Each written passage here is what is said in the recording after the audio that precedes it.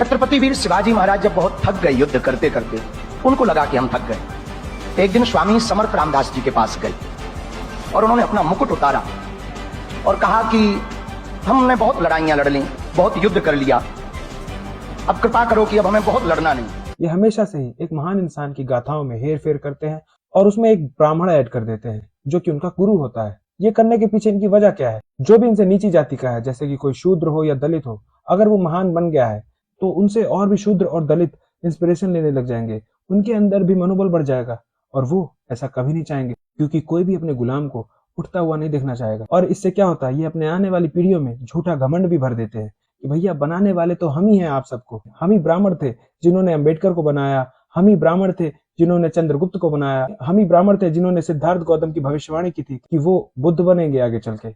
ये fake scenario create किया जाता है ताकि लोग इनसे इंस्पिरेशन ना ले पाए। ये हमेशा से ही क्रेडिट खोर रहे हैं, दूसरों का क्रेडिट ये चाप जाते हैं। ये पुराने समय में तो आसानी से ऐसा कर देते थे क्योंकि इन्होंने कई सारी काल्पनिक कथाएं बनाई हैं और उसमें तो अपने आप को हमेशा गुरु बनाया ही है और लोगों को ये कथा वास्ते थे ये कह के कि ये सब इतिहास है, तो लोग ये सब धीरे धीरे मानने लगे क्योंकि उस समय पे पढ़ने और पढ़ाने का हक तो सिर्फ इन्हीं के पास था, तो लोग को मानना ही पड़ा। जब लोगों का ब्रेन इसी हिसाब से सेट हो चुका है तो रियल हिस्ट्री में भी अगर कोई फेक कैरेक्टर डाल दिया जाए तो लोग वो भी मान लेंगे। पर जब से संविधान आया है, हर किसी को पढ़ने और पढ़ाने का हक मिल चुका है और अब लोग आसानी से बेवकूफ नहीं बन सकते हैं। और सबसे बढ़िया तो महाराष्ट्र की जनता है, देखो कैसे विरोध प्रदर्शन कर रहे हैं वो।